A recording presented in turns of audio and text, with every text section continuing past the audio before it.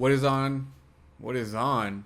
What's going on, guys? Today we're going to be talking about Git and how to deploy our little app here, our little home and about page onto the internet so that people could actually view it and use it. I don't know what they're going to use, but they're going to be able to use it in this video. So without further ado, let's get right into it.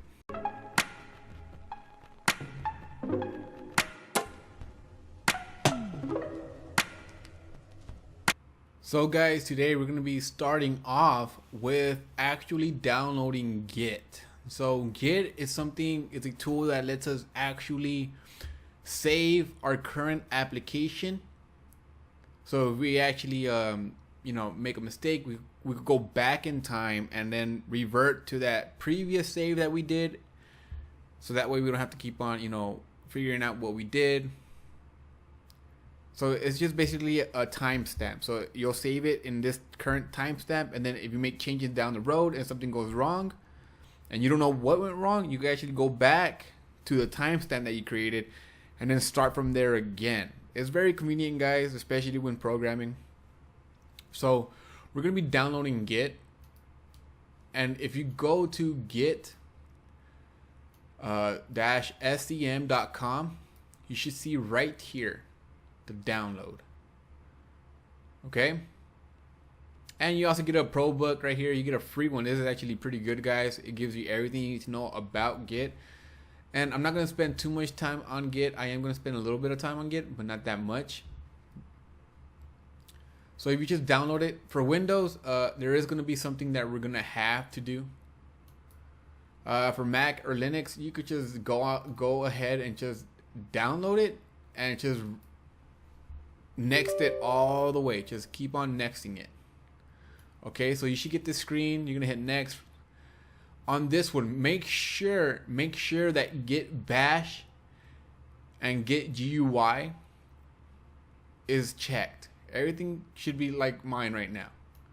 Next, you're gonna use next for Vim. Yes, it doesn't matter. Use Git from Git Bash only. Use Git and optional Unix. No. You can actually click on any one of these. Okay, for this one, you can only use the bash, Git Bash, which I would recommend just doing this one. Or you could just use this one. But let's just go for the first one. If you want to get technical, just read it. But for the first one, for this, let's just go for the first one. Click on next. Click on next. Click on next. Next, and then install. Okay, I'm not gonna install it because I already have it, but once you have that, you should click on install, and then once it's installed, to actually check if it's to actually check that it's you have it or not, you can actually open up where you have your Node Express application. So I'm opening that up right now.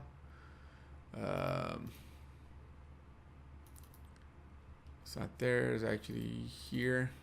Node Express. Right click, and you should see Git GUI and Git Bash here. Click on that, and you should see a terminal pop up. If that's too long for you, you can actually just go to the terminal. I'm gonna exit out of NodeMon here, and just put Git -- version, and it should give you the oh, we don't have Git yet. That's right. We do not have Git installed right here, but if you have this right now, the bash, or if you have the GUI open, I'll recommend you doing the bash. If you have this open, that means that you do have Git installed. So ignore this down here. That's because we didn't add it to our path variable. We're not going to do that. We're going to be using this terminal every time we use Git. We're going to be using the Git Bash, never the Windows. But if you're on Linux or at Mac, your terminal, you don't even need this Git Bash. Your terminal is going to work just fine. So in here, we don't have, okay, so Git needs to see what kind of files we have in our directory, right? Right now, Git doesn't know what kind of files it has. It actually has to install a .git folder. We don't have that .git, so we're gonna actually do git init, And now it says that initialized empty Git repository. So this is our folder where Git is going to see everything that's going on. Okay, so the first command is going to be git status. And this is going to tell us the status of our folder, our main folder. This is why I told you to open up your Node Express where everything is in. Everything is in, okay? Because this is going to tell you if it's tracked or untracked. Untracked files is something that Git sees in our folders, but is not tracking it. And right now, it's not tracking all of these. It's not tracking any of these because it's brand new, guys. We haven't told it to track any of it. But there are going to be files where you do not want to actually track. You don't want to track any one of these files, which is node modules. The reason why is because this is called a generated folder, meaning that there's a command to generate this folder, and that's called npm install, which is going to install the package JSON, the dependencies we have in package JSON. It's going to install it and it's going to put it in, generate this node modules and then install those modules in here. So you don't really need this, and I'll explain that later on, but we're going to ignore it. How we're going to ignore it is we're going to create a new file in here called .git ignore. .git ignore. And in here, in this .git ignore, what's happening? Okay, in this .git ignore, we're gonna put the files or folders that we do not want to Git to track. We don't want it to track this, so we're gonna type in node underscore modules, right? Control save. Now we do git status in our git bash right here. Yeah, this one. Now if we do git status again, you're gonna see we got a new file because we did add it, but you're gonna see that node modules is gone. It's not tracking it, or actually we haven't even tracked anything yet, but it's gone. It's not even here yet. So there's actually several ways to add or track files. You could do git add and manually type every one of them out. So package or public dash or public and then space and then server.js. We're gonna just track these two for right now. If we do git status again, you see that we actually are tracking these two, but that's gonna get annoying. Keep on typing the folders that we want to track, right? So there's a better way of doing this. If you want to track everything inside that folder, it's git add and then space dot. This dot means you're gonna track everything inside that folder. All right. Now if you do git status, you see that we're tracking everything. Now if I make a change, let me get rid of this. In our home, if I make a change here, this is for Git. Control save. And if you do git status here, you see that we have a modified file, which we did modify home HBS. So now you know it's actually tracking the right things. And if you want to add it, well, we could do git add dot, which is going to be this one, or we could just type it out home.hbs. But I don't want to do that because it's actually in the views file, so we have to do add views / home. I'm gonna do it right now since I already typed it all in. Or you could just do add dot.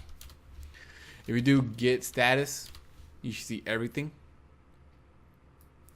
So the way we're gonna actually create a timestamp to travel back in time and get the project from that timestamp is not by adding it. This is just adding it so that way Git could track the things we're doing, right? But to actually create that timestamp where we want to go back in time, we're gonna actually have to commit this. So git commit -m, because we have to add a message to the commit. Trust me, you're gonna want to do the -m, because if you do not have the -m and you press enter, you're gonna get this right here, which is a Vim editor. If you don't know how to use Vim, then this is going to be a problem for you. Okay, guys, that's why I recommend you doing the -m in the terminal. So I'm gonna get out of this right now. Q.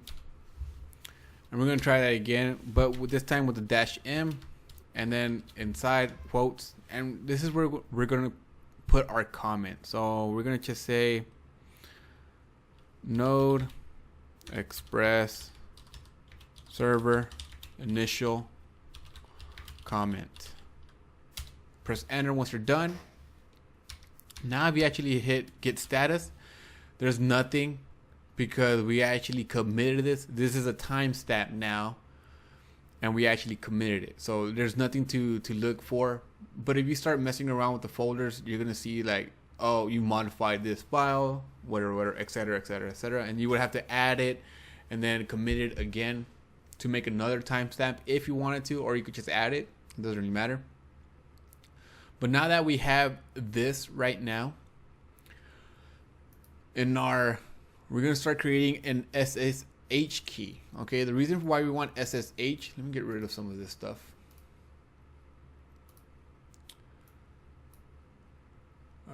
That weather app.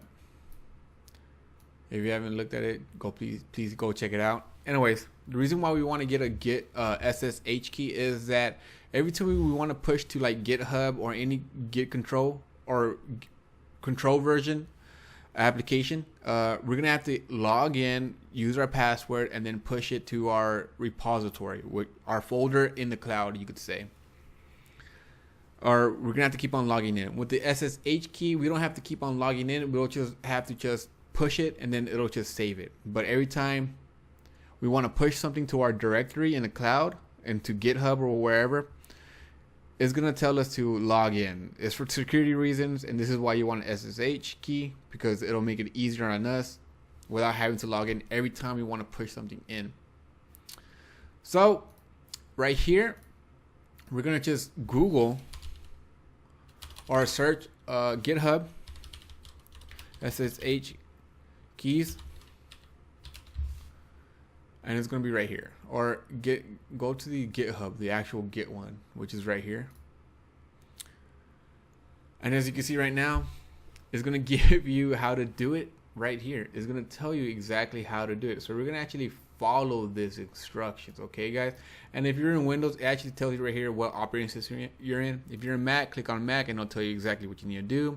If you're on Windows, do Windows. If you're on Linux, get on Linux. I'm on Windows, so I'm gonna just do Windows. Open up the one I just did, which is this one.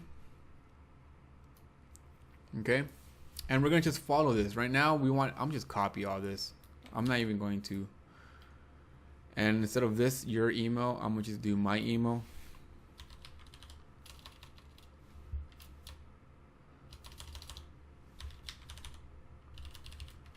And gmail.com. Enter. Generating private key, public private. And when you get this, do not type anything in. Just hit enter. And then the phrase, this is going to be a security every time. Once in a while, it's going to tell you what is a passphrase, and this is a passphrase. It's like a password. Yes, it is a password, and this is a password you use. But I'm not going to use the password. I'm just press enter because this is on your machine. Hopefully, it's on your machine. So I'm gonna just enter same password again, enter. And now if you see this right now, if you see this, you have successfully created a key. And we could actually check if we actually did create it by actually doing ls-a. Oh, sorry, ls-a. And then the tilde /SSH, sorry. And if you see this id_rsa.pub, then you have created, well, you can already tell you did it, but you can actually see it now. So this pub key, this is your private key. This run right here, if you open it in a text editor, it's going to give you like random numbers or something. It's going to give you random numbers and letters. This is the one that does not have the pub. This one. This is the private key. You do not want to share this one with anybody else. Do not share it with anybody else. This one, you can actually share. You could share it with third-party hosts like GitHub or Heroku, which we're going to be doing. But you could actually share this one with whoever you like. It doesn't really matter, but do not share this one because this is for your computer only. Okay, guys. Now that we know we have our SSH keys found, we're gonna actually, it tells you right here. Come on, stop doing that. This creates new SSH, and it tells you when you prompt, just don't do anything. We're gonna skip through all that. Now we already did it. Now we're gonna just eval right here. Just copy this, paste it, hit enter. You get it printed out agent PID and then the number process ID, right? So we're gonna just keep on doing this. This is not a Git. I'm not gonna teach you about Git. I'm just showing you identity added. If you see that, it's great. Now we have to add it to our GitHub account. So if you actually go to github.com,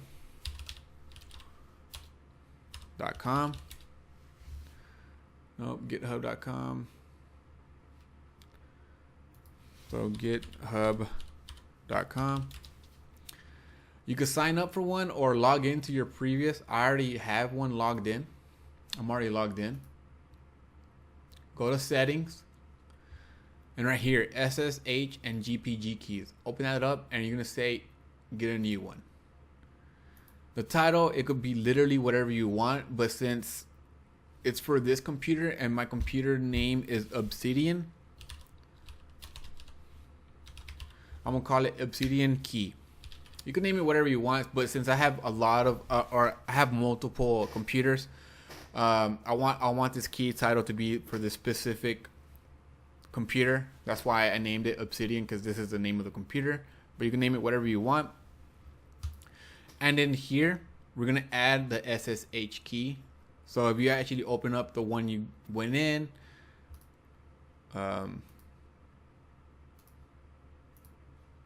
actually there's an easier way. I'm trying to find where it's at. Just click on that. Yeah, okay. So for Windows, here's a command to actually copy it in your clipboard. We're gonna, and if you're Windows or Linux or Mac, just whatever, just click on those and it'll tell you how to do it. See that? But we're on Windows, so I'm gonna just copy this. Go to our terminal. Do that, and now we have successfully copied that whatever's inside this ID underscore RSA pub, whatever's inside it, we copied it to our clipboard. Now we go back in here, we're gonna actually paste it. And you should see this, yeah. You see this random strings, letters, operators, or a lot of things. If you see all this, that means that you have successfully copied it and pasted it in here. So you're gonna just put add SSH. And it's gonna, if it does, then just confirm, put in your password again. It's weak. Yeah, I need to change it because people could actually do it. But as you can see, our key is right here. Now we go back here, whatever. We're done with that. Okay, now to actually test that our key is actually, hosted with, or is actually with GitHub, and our computer could talk to GitHub without logging in and stuff. We're gonna actually do one command. We are going to run SSH space dash capital T space git at github.com. Press enter, and he said, are you sure you want to continue connecting? Yes, because it's telling us the host that we want to connect to. If there was a different host right here and you did not approve it, then you would put no, but we know we want to connect to GitHub, so I'm gonna put yes. Press enter, and it says it should give you your username, hi G Baron MM. You successfully authenticated, but GitHub does not provide shell access. If you have this message, that means that you have successfully authenticated yourself to GitHub, to your personal account. Now we could actually push our project folder into GitHub. But before we push it to the repository in the GitHub, if you have any questions, please leave a comment, guys. I know this is gonna be really tricky for if you're new to GitHub. I know this could be really tricky. So if you have any questions, if you run into a problem, please don't feel free just to comment, and I would be glad to help you guys. So we're actually going back to GitHub, and we're gonna create a repository. You just click this plus, new repository. You can name it whatever you want. I'm actually going to put node server 2. Putting 2 because I think I already have a node server repository in there. So 2 just to be safe. You can put a description of what this application or what this repository is for. You could just put node express server. You can put whatever you want in here. And you do have 2 options, public or private. Public, anybody could see your repository and anybody could like copy it. Private, only you could see it. And this is actually helpful if you're actually doing, you know, company work or your own private stuff that you don't want other people to see. You would actually do this. But this actually, you do have to pay $7. But I don't really care who sees this particular repository. So I'm going to just put public and create repository. All right. If I have a repository already, which we didn't, but if I did have one, we would do this. But since we're pushing to an existing repository, I mean, if we don't have a repository, we would do this. Because in this one, we're going to create a repository and add it to it. But since we do, we're actually going down here and doing this. So back into your terminal, you're going to just copy this. I'll copy these 2. Go back in here, paste it, and you see that username for GitHub. So I'm gonna do gbaron@gmail.com. Give him the password, fine. And now, if you see all this, we have successfully added it to our repository. So if you actually refresh the page, you can see our things in here. You got our views, you know, you got partials, about, everything is in here. Okay, we got code, issues. If there's any issues, we will say it. Pull requests, how many people actually requested to pull. You know, wiki. We could tell a guide. We could give it kind of a guide of like what it is and how to actually set it up. If you're not, you should really get into GitHub, guys. If you're programming a lot and you're actually doing a lot of projects, you should really know a lot about Git and using GitHub or Git Vision. I think that's one of them. Git Vision. That's another one that uses Git. Let me see. Git Vision. Oh, version. Git version. Sorry, which is another thing, just like GitHub, but it's a bigger thing, and you do have to pay for that one. GitHub, Git version. It doesn't really matter, but if you're creating a lot of projects, guys, you should actually invest some time in learning the tool Git. And if you want me to create a video about Git and all the things you could do with Git, then leave a comment down below and I'll be glad to make another video for Git. But with that in play now, guys, now we're going to actually push this up to the internet, okay? So to push it up, we're gonna actually have to make an account with Heroku. Go to Heroku and just sign up for an account, guys. I don't even have an account, so I'll actually pause the video right now and then come back when I create my account.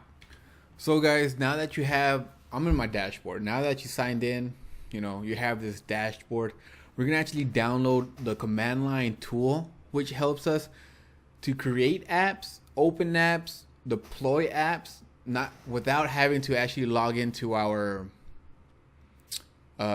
logging in here. We can actually just do it everything via terminal. So we're gonna do that right now, and all you need to do is go to belt.heroku.com.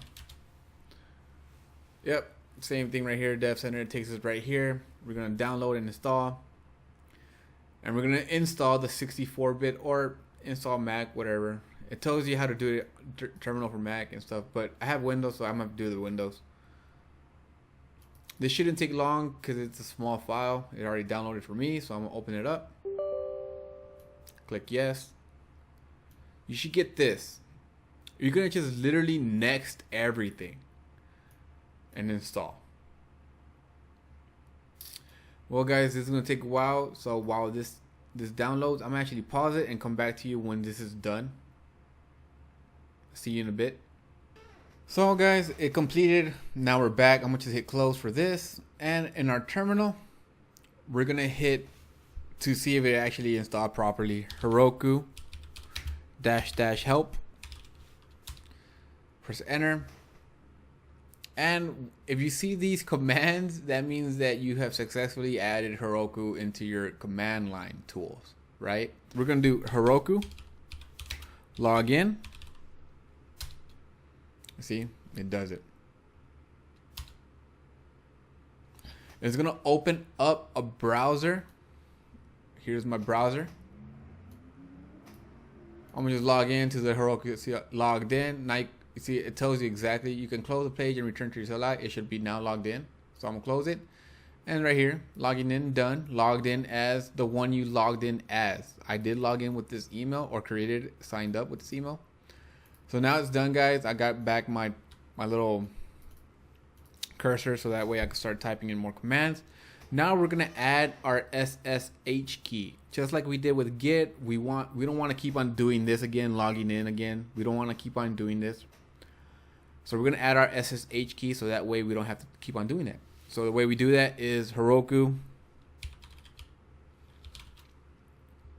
keys :add. That's not Heroku.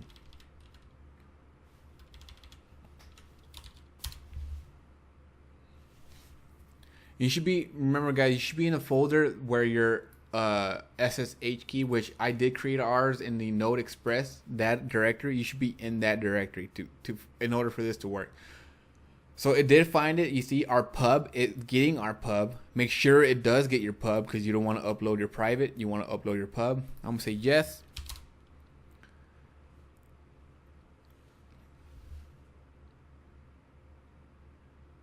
And when it hits done,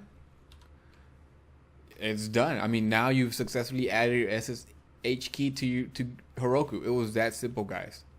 To actually see if we have our keys added, we could type in keys. Oh, sorry, guys. Sorry, not that. Heroku keys. Sorry about that. Heroku, not just keys.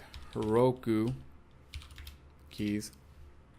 And you see that, yes, you do have a key, and it's from the key that I made during GitHub. And now we actually want to test our connection to Heroku to see that it actually does have it. So the way we're going to do that is SSH -v git at Heroku.com. And it's going to tell you the same thing. We don't know Heroku.com. Do you want to continue? Yes, we want to continue. Test? No, yes.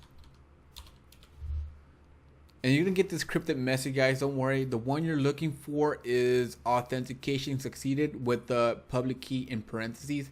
Now, if things didn't go right, you would see permission denied with the public key in parentheses. So just make sure you actually have it succeeded or denied. And then try to figure out what happened. If you can't, leave a comment down below and I would be glad to help you guys. So now that we know that it's authenticated, we actually have to do a little bit of configuration in our application. It's not that much, guys. Don't worry. It's just a one-liner code. It's not that much, guys. So in our application, if you open up server, let me just get server.js. We have this port right here, which is statically put as 3000. We actually, when you deploy up to Heroku, is actually going to use environment variables to actually determine what the port is. I'm going to show you exactly what I'm talking about. If you type in env right here, you get your environment variables for your system right now. Right now, you know, these are all environment variables. You have things like processor revision. I mean, some things that you don't even know. Home drive C, you know, temp/temp. Underscore is user bin env or environment, things like that. These are all environment variables, right? And actually, we're gonna actually need to create an environment variable because that's what Heroku is going to be looking for. So up in here, we're gonna create a const port equals process env dot port. This is great. Now we have a when Heroku deploys it, it's gonna look at the process environment variables and look for port, and it's gonna put that port in here. We're gonna replace it with port. But the thing is, now this is not gonna work locally because we don't have a port variable in our local machine. So we're gonna just put an or statement right here, 3000. So if this does not exist, we're gonna just use the 3000, which is great. Now we could just use this without replacing port with 3000. So if you just need to control save this. I'm actually gonna do one more thing. In here we have 3000. I'm actually gonna use template string right here. And I'm gonna just grab this and actually just type in the port. Control save. Now we actually go back to our command line and actually run it. You'll still see server starting at port 3000, which is great. Now we could run it locally, like I said, locally or in Heroku. I'm gonna get out of it now. Yes. Now we're gonna have to add a script. So if you go to your package.json, you could notice that you have a script object right here. A script is nothing more than just a command that you could actually run in here. A script actually that you could run in here. So previously we've been doing nodemon this server ejs hps. This is a command, but we could actually turn this into a script by actually going in here. We're gonna add another script, and we're gonna have to call it start. Okay, this is a built-in script key that Heroku is gonna look for. Okay, guys, it's gonna look for start. So make sure you have that. And in parentheses or in quotes, we're gonna put node server.js. You should be. We're not gonna put nodemon because remember, this is gonna be going to Heroku, which doesn't have nodemon installed. Instead, it does know what node is, and it does know what server or the file is going to start serving up JS, server.js. So